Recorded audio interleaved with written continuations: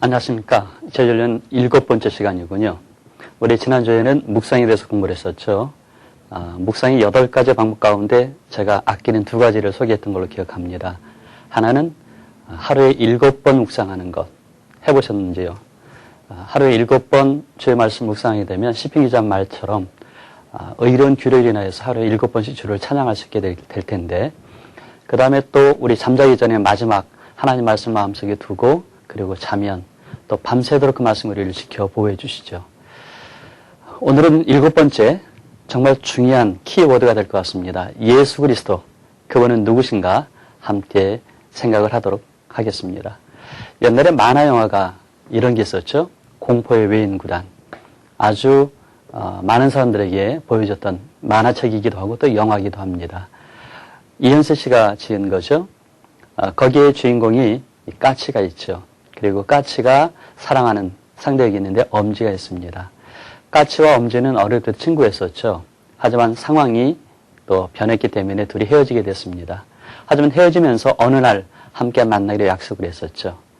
까치는 그 약속을 기억했습니다. 그래서 언덕 위에 나무 밑에 약속 장소로 나아갔죠. 먼저 도착한 까치가 앉아서 기다립니다. 그리고 시간이 되었습니다. 엄지도 역시 도착을 했습니다. 하지만 엄지는 나타나지를 못했습니다. 왜냐하면 까치의 라이벌이었던 마동탁하고 이미 교제를 했기 때문이죠. 그래서 나무 뒤에 숨어서 엄지가 보게 됩니다. 까치는 계속 기다리죠. 그런데 갑자기 비가 오게 됩니다. 비를 맞으며 기다리는 까치. 근데 뭔가 땅에다가 글을 쓰지요. 과연 무슨 글일까요? 거기에 쓰여진 글은 사실은 비가 오고 있음에도 불구하고 까치가 쓴 글은 뭐냐면 갈증, 그랬습니다. 사랑하는 여인을 기다리는 그 마음, 그 안에 담겨 있죠. 비록 바깥에서는 비가 올지라도 자기의 마음속에 그 갈증은 해결이 되지 않는다는 것이죠. 그런 것 같습니다. 우리 생물체들에게는 물은 참 중요하죠. 사람의 인체는 물이 약 70%로 얘기를 하기도 합니다. 그 다음에 어류의 경우에는 80%가 물로 이루어졌다고 그러죠. 그리고 미생물은 약 95%가 물로 이루어졌다고 얘기합니다. 우리 몸 안에 물이 없다면 얼마나 힘들까? 갈증을 얘기할 수 있게 되겠죠.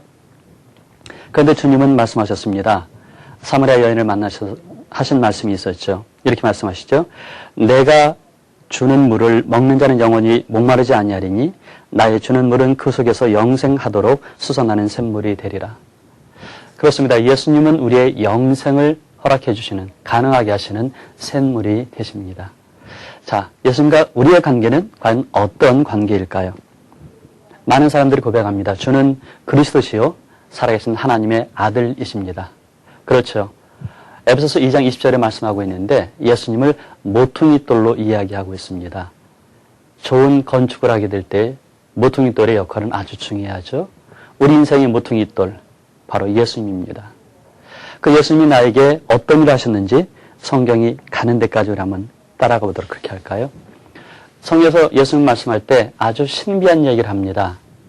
사람들은 그러죠. 예수는 누구실까? 4대 성자다. 이 지구상의 역사상 아주 위대했던 4명의 선생님 가운데 한 분이다 라고 말하지만 성경은 그렇게 얘기하지 않죠. 성경은 아주 중요한 얘기를 합니다. 예수님은 하나님이시며 인간이시다. 이건 어떤 책에서도 말할 수 없는, 말하지 않는 그런 신비한 내용을 담고 있다는 것이죠. 히브리서 1장에서 보면 예수님이 누구신가에 대해서 말해주는데 아주 중요한 내용은 하나님이심을 보여줍니다. 1장 2절에 이런 말씀이 있죠.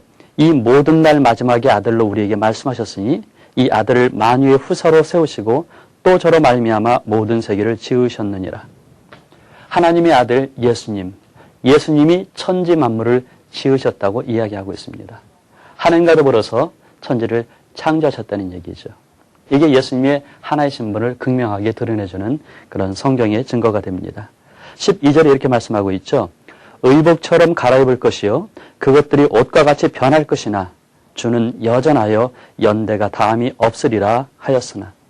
그렇습니다. 예수님의 또 하나의 특징은 변함이 없으시다는 것이죠. 우리는 어떻습니까? 아침 생각이 저녁에 바뀌지 않습니까? 또는 어제 생각이 오늘 바뀌기도 하고 오늘의 결심이 내일은 또 바뀌기도 하잖아요. 이게 사람의 특징입니다. 그런데 예수님은 그 특징이 아니시라는 거죠. 변하지 않으시는 그분. 우리는 하나님이라고 부를 수 있습니다. 또 8절에 말씀하고 있죠. 아들의 자녀는 하나님이여 주의 보좌가 영영하며 주의 나라의 홀은 공평한 홀이니라. 돈이 많은 사람들 어떻습니까? 참 세도가 있거든요. 그런데 그런 얘기 하잖아요. 부자가 산대를 가지 못한다고. 권력은 또 어떻습니까? 우리 아버지가 대통령이다. 그래도 5년 후가 되면 다시 평균이 되는 것 아닙니까?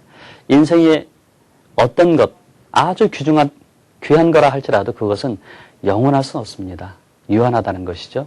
하지만 하나님 되시는 예수님께서는 영원한 분이십니다. 또 있죠. 3절에 이런 말씀이 있습니다. 이는 하나님의 영광의 광채시여 그 본체의 형상이시라.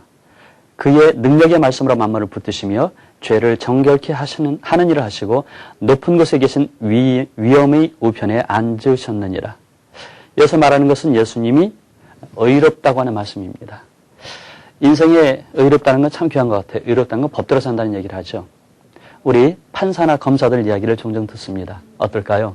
신문지상에 나타나는 판사나 검사들은 의롭습니까? 인간의 공이라는 건 사실은 부패하는 것을 말하기도 합니다. 인간의 정의라고 하는 것은 결국은 개인적인 욕심을 채우는 도구가 되기 얼마나 쉬운지 몰라요. 하지만 여기서 말씀하고 있는 예수 그리스도의 의로우심은 인간과 다른 하나님만을 갖고 계시는 아주 귀한 것을 말합니다. 예수님은 누구신가? 그 첫 번째, 하나님이십니다. 그런데 지구 역사상, 우리 인류 역사상에 예수님에 대해서 하나님이심을 부정하는 그런 주장하는 사람도 있었습니다. 예수님은 신은 아니다. 하나님은 아니다. 단지 그분이 놀라운 능력을 갖고 있기 때문에 초능력을 갖고 있어서 그렇게 얘기하는 것인지 그건 아니다 하는 얘기를 합니다. 종종 그래서 예수님을 일반 종교에서 말하고 있는 초월적인 그런 초능력자로 이야기하는 경우가 있을 수 있기도 하죠. 그런 의미에서는 뭐 해리포터라든가 아니면 마법의 성이라든가 마법의 반지라든가 반지의 제왕 이런 것들이 사실은 예수 그리스도를 이렇게 격화시키는 경향이 생길 수도 있어요. 우리 마음속에 그런 나도 초능자가 된다. 나도 예수 그리스도와 동일하다 하는 마음을 갖게 해주는 어리석음이 있기도 하거든요. 하지만 그렇지는 않습니다. 예수님의 말씀을 우리가 잘 기억해 본다면 예수님은 초능력자로 표현되는 것이 아니라 하나님으로 말씀되어진다는 것이죠. 자, 또 다른 구절에서 예수님에 대해서 말씀해 주고 있는 것이 있죠. 마태복음 8장도 예수님을 잘 설명해 주고 있습니다. 3절에 보면 이런 말씀이 있죠. 예수께서 손을 내밀어 저에게 대심에 가라사대 내가 원하노니 깨끗함을 받으라 하신대 즉시 그의 문둥병이 깨끗하여 진지라. 예수님이 한 병자를 만났습니다. 그 사람은 뭐냐면 사람들이 다 기피하는 문둥병 환자죠. 손을 내미셨습니다. 그러자 그를 일으키시면서 문둥병을 고쳐주시죠. 8장 또 13절에 이런 말씀도 있습니다. 예수께서 백부장에게 이르시되 가라 내 믿음대로 될지어다 하시니 그 시로 하인이 나으니라. 중풍병 걸린 사람도 낫게 된다는 것이죠. 뭐 그 뒤에도 마찬가지 말씀들이 있습니다. 16절에 보면 저물매의 사람들이 귀신 들린 자를 많이 데리고 예수께 오거늘 예수께서 말씀으로 귀신들을 쫓아내시고 병든 자를 다 고치시니. 그래요? 예수님께서는 병든 자를 다 고치셨습니다. 귀신 들린 자를 다 고치셨다는 얘기죠. 그 이유에 대해서 이어서 말씀하기도 합니다. 17절에 이는 선지자 이사야로 하신 말씀에 우리 연약한 것을 친히 담당하시고 병을 짊어지셨도다 함을 이루려 하십니다. 예수님은 초능력을 발휘하실 때 당신의 명예, 당신의 이기심을 위한 것이 아니라 바로 우리들, 인류를 위해서 그 일을 하셨는데 그 일을 온전하게 이루시기 위해서는 단순한 초능력자가 아니라 하나님이셔야만 했다는 것이죠. 사람들이 할 수 있는 일을 27, 23절에 말씀하고 있습니다. 이렇게 얘기하죠. 예수께서 이르시되 어찌하여 무서워하느냐 믿음이 적은 자들아 하시고 곧 일어나서 바람과 바다를 꾸짖으신데 아주 잔잔하게 되거늘. 27절에 제자들이 말합니다. 그 사람들이 기이 여겨 이르되 가로되 이 어떠한 사람이기에 바람과 바다도 순종하는가 하더라. 예수님은 단순한 초능력이 아니고 자연을 제어하시는 하나님이셨다고 하는 얘기입니다. 우리는 이러한 예수님의 행적을 보면서 무엇을 발견하게 되나요? 중풍병자, 문둥병자, 그리고 귀신 들린 자를 고쳐주셨습니다. 근데 문제는 이게 과거 속에 사실로 있는 게 아니고 나와 경험이 있었으면 좋겠습니다. 믿음이 좋은 분들에게는 다양한 체험들이 있는데 어떨까요? 우리는 내 병든 몸을 주님께 내어놓아서 주님이 고쳐주신 그런 경험이 있으신지요? 아마 작은 것들이 있을 것 같아요. 내가 말기암이었다. 그런데 살아났다. 내가 간경화로 죽을 뻔했다. 그런데 살아났다. 뭐 그런 경우들 있을 수도 있겠지만 그보다 약한 것도 마찬가지로 합니다. 우리는 다 어느 정도 이런 체험들이 있습니다. 나를 고쳐주신 예수님. 그분은 초능자가 아니라 바로 하나님이시라는 말씀이죠. 언젠가 저도 제 친한 친척 한 분이 간경화로 병원에서 퇴원 조치를 당했습니다. 당신은 살 수 없다.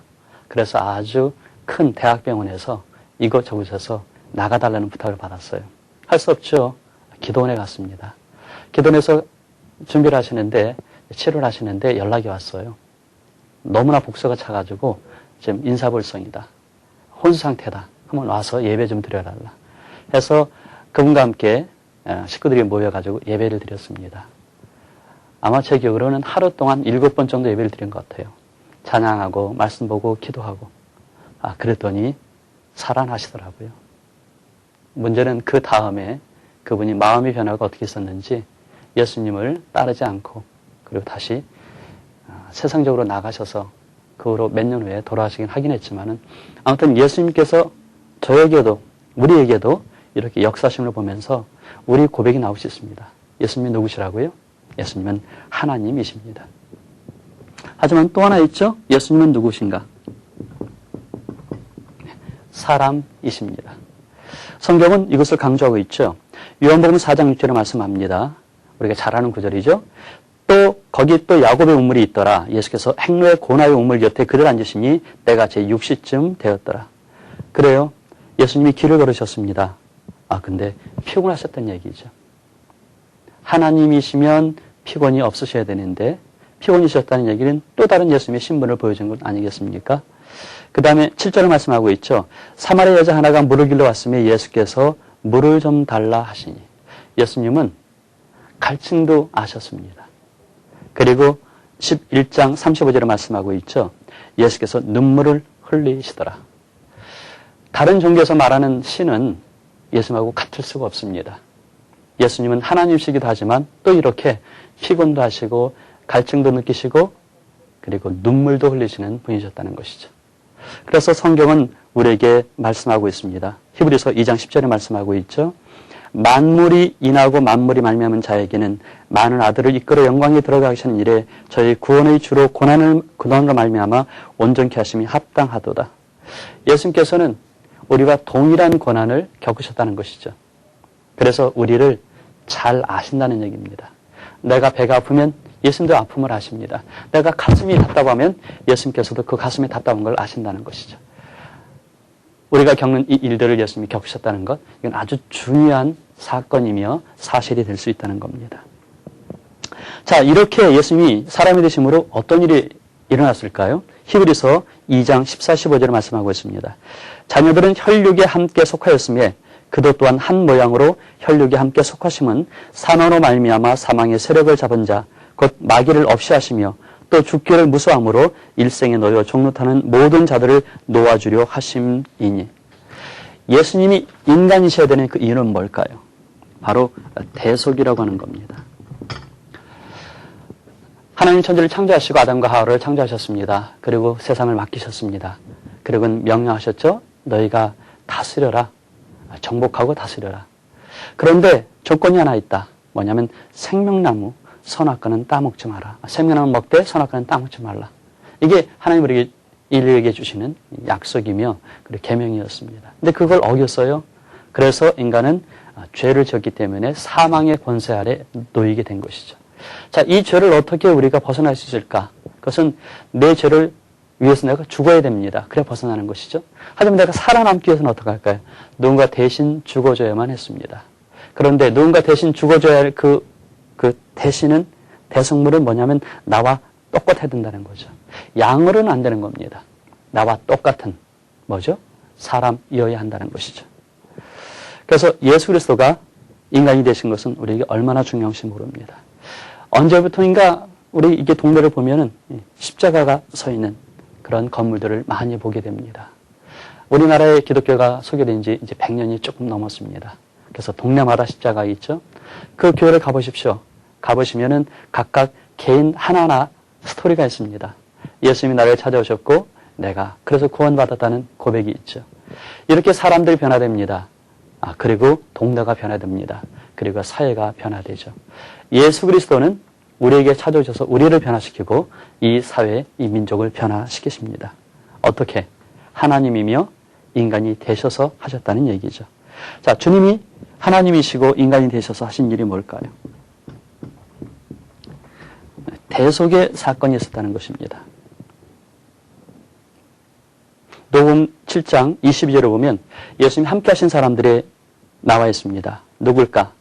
대답하여 가라사대 너희 가서 보고 들은 것을 요한에게 고하되 소경이 보며 앉은 이가 걸으며 문둥이가 깨끗함을 받으며 기머거리가 들으며 죽은 자가 살아나며 가난한 자에게 복음이 전파된다 하라.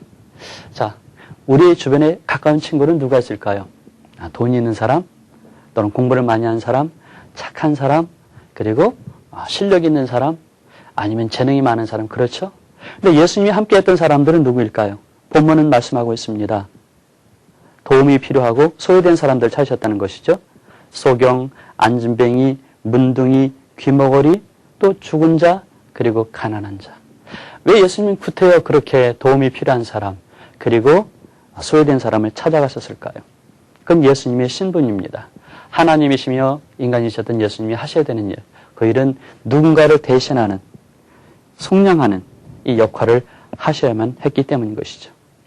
그래서 예수님이 이렇게 오셔서 그 사람과 동일한 죄값을 치르시고 그리고 그 사람을 살리시는 일을 하셨는데, 그래서 마가복음 15장은 이렇게 얘기합니다.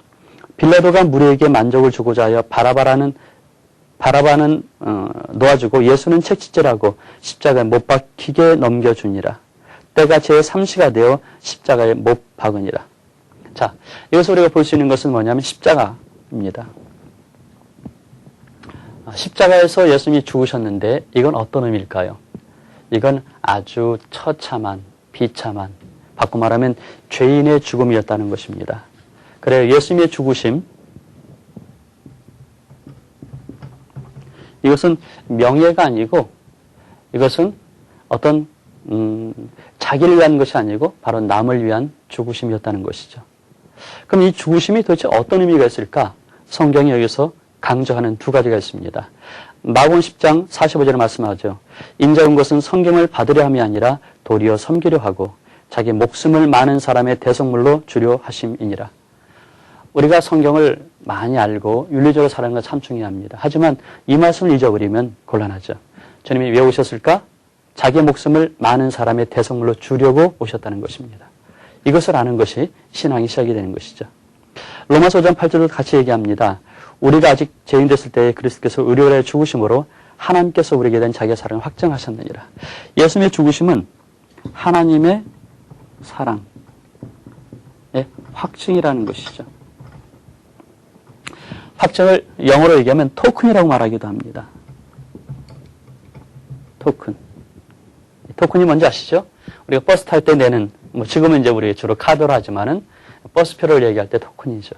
내가 아무리 돈이 많아도 토큰이 없으면 곤란해집니다. 가끔 그러죠. 옛날에 버스를 탔습니다. 차비를 내지 않아요. 왜 차비 안 내십니까? 나 10,000원짜리밖에 없습니다. 그럼 내리세요. 그런다고요. 10,000원이 있어도 안 되죠.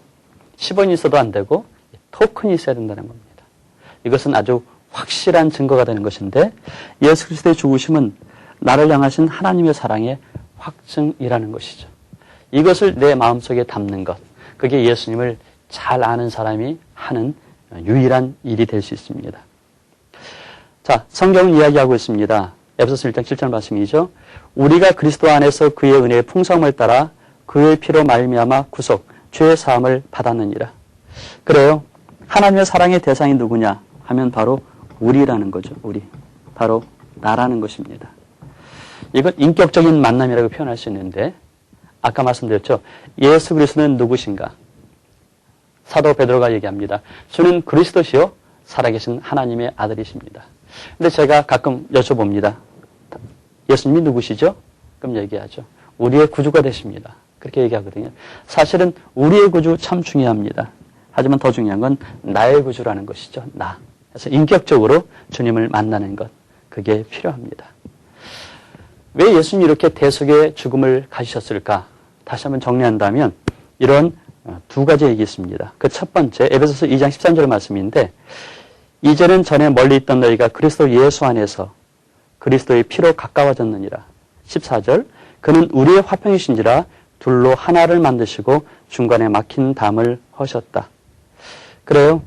예수님의 대속의 사건은 뭐냐면 우리를 죄 용서함 받게 하셨습니다. 하지만 여기서 머무른 게 아니죠. 그 다음 화목하게 하셨다는 겁니다. 이게 또 주님의 아주 귀한 역사죠. 예수가 죽으심으로 인하여서 내가 구원받았고 구원받은 사람들의 모임으로 인하여 교회가 이루어지고 그리고 하나가 되었다 하는 것입니다. 특별히 에베소서에서는 이 교회의 중요한 하나됨에 대한 얘기를 참 많이 해주고 있습니다. 하지만 거기서 멈추지 않습니다. 고로새서 1장 20절에 말씀하고 있죠.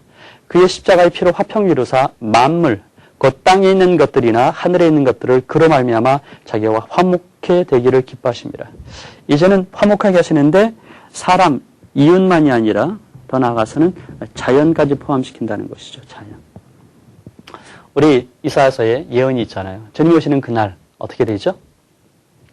주님 오시는 그날 사자가 어린 양과 놀죠. 어린아이가 독사의 굴에 손을 넣고 놀 수 있습니다. 왜요? 이것은 예수님 때문에 이루어지는 놀라운 변화라고 하는 것입니다. 자, 예수 그리스도의 죽으심은 우리에게 아주 놀라운 일을 이루셨습니다. 하지만 이 죽음이 100% 효능을 발휘하기 위해서 해야 되는 일이 있습니다. 그건 뭘까요? 성경은 이야기합니다. 마태복음 16장 21절에 말씀하고 있죠.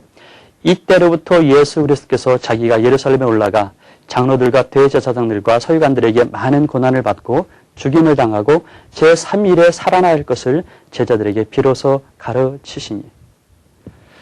예수님이 죽으심을 당하시기 전에 미리 준비하신 것이 뭘까요? 내가 죽을 텐데 3일 만에 다시 살아난다는 사실을 얘기했습니다. 우리 기독교인들은 종종 십자가 때문에 예수님이 죽으심만 생각하는 경우들이 있습니다. 그래서 어떤 분은 그런 얘기를 하더라고요. 왜 사람들이 성탄절에 그렇게 좋아하느냐. 주님이 죽으러 오셨는데. 그런 얘기를 하세요. 그 말이 한편으로 보면 맞는 것 같아요. 주님이 죽으러 오셨잖아요. 죽으러 오셔서 탄생하신 그 모습은 슬픔이 내포될 수 있다는 얘기겠죠. 하지만 그럴까요? 예수님만 죽기만 하셨다면 사실은 의미는 없습니다. 그래서 신신학자들은 말합니다. 예를 들어 슈바이처도 그런 얘기를 했습니다. 예수 그리스도 누구인가? 그 사람은 신실한 청년이었는데 민족의식이 있었고 그리고 자기가 그 민족을 위해서 뭔가 해야겠다 생각을 했다. 그래서 자기가 죽는다. 민족을 위해서. 결국 그는 정신병자 아니냐라는 결론을 갖습니다. 그래요. 누구를 위해서 죽기만 한다면 그건 정신병자인지 모르겠습니다. 하지만 다시 부활했다고 한다면 살아났다고 한다면 얘기는 좀 달라질 수 있겠죠. 예수님은 죽으셨을 뿐만 아니라 살아나셨다는 얘기입니다. 그래서 예수 그리스도를 얘기하는 그 신학의 기독론이라는 게 있습니다. 신학에 보면 서론, 그 다음에 신론, 구원론, 기독론, 교회론 이런 것들이 있는데 기독론의 이 전체 내용, 예수 그리스도에 대한 얘기 중에 가장 핵심이 되는 게 뭐냐? 십자가인데 정말 중요한 것은 죽으심이 아니라 부활이라는 겁니다. 제가 번역한 책 중에 하나가 부활과 구속이라는 책이 있는데 그건 개핀 교수의 박사기 논문이었거든요.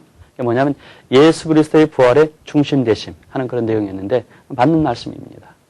예수님의 죽으심만 기억하면 안 됩니다. 예수님의 살아나심을 우리가 기억하는 게 좋겠죠. 어떻게 살아나셨죠? 죽음의 권세를 이기신 것입니다. 그래서 단순한 대속으로 끝나는 게 아니라 승리하시는 것이죠. 사망의 권세를 이기시는 걸 하셨습니다. 하지만 여기서 끝나지 않습니다.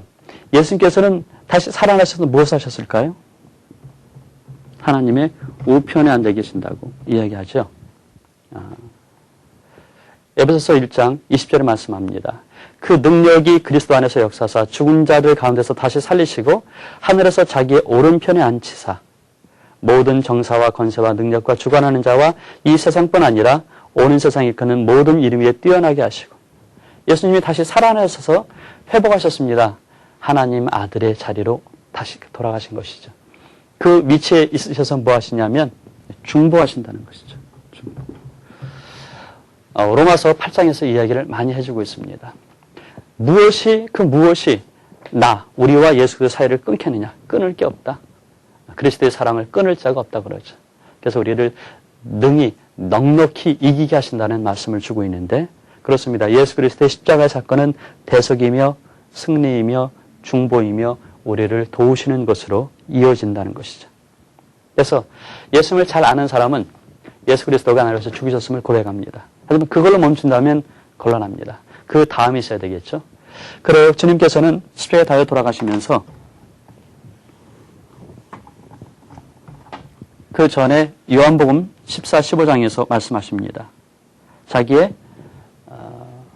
죽으심이 그냥 끝나는 게 아니라 너희의 처소를 예비하러 간다 얘기하십니다. 그러면서 요한복음 15장에 포도나무 비유를 말씀해 주고 있죠. 네, 포도나무 비유에서 5절에 이런 말씀이 있습니다.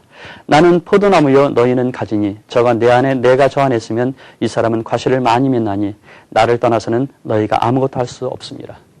우리가 가슴에 십자가 목걸이를 달고 있어서 예수님의 죽으심과 부활하심을 노래하는 것 참 좋습니다. 사람에게 증거하는 것 참 좋죠.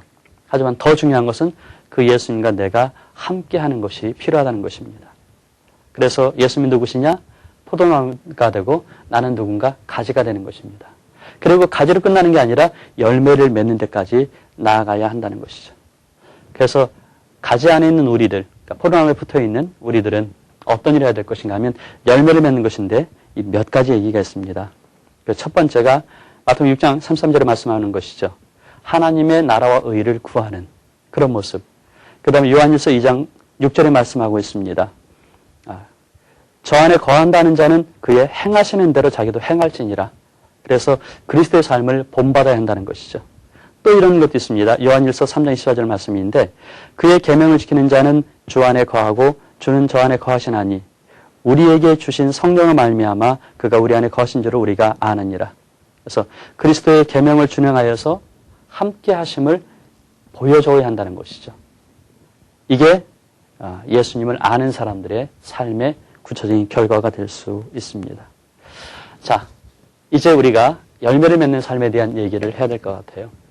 이제 제자훈련 1단계가 맞춰지면 2단계가 나아가야 되는데 우리 또 다른 모습의 성숙을 얘기할 수 있어야 될 줄 압니다. 어떻게 우리는 열매를 맺을 수 있을까요? 인격적인 성장을 해야 되는데 이렇게 말씀하고 있죠. 요한복음 15장 8절 말씀입니다. 너희가 과실을 많이 맺으면 내 아버지께서 영광을 받으실 것이요 너희가 내 제자가 되리라. 그래요. 우리가 예수를 구주로 영접한 그 다음에 있어지는 모습. 예수님이 하나님이시며 또 사람이시다. 그럼 나를 위해서 죽으셨다. 부활하셨다. 승천하셔서 나를 위해서 중보기도 하신다. 하는 사실을 아는 사람은 어떤 일을 할까요? 과실을 맺어야 된다는 것이죠. 그리고 과실을 맺는 사람의 모습. 그게 바로 예수님의 제자로서 인정을 받는다는 말씀입니다. 우리는 예수님의 제자입니다. 그래서 열매를 많이 맺어야 되죠. 열매를 많이 맺으면 우리는 제자로도 인정받을 수 있습니다. 그게 우리의 노력 가운데 들어가야 될 줄 압니다. 이제 예수님에 대한 이야기를 우리가 여기서 마무리해야 될 것 같아요. 자, 그러면 예수님이 우리가 마음속에 좀 느껴봤으면 좋겠습니다. 그래서 이 시간에는 우리가 이런 간단한 작업을 한번 했으면 좋을 것 같아요.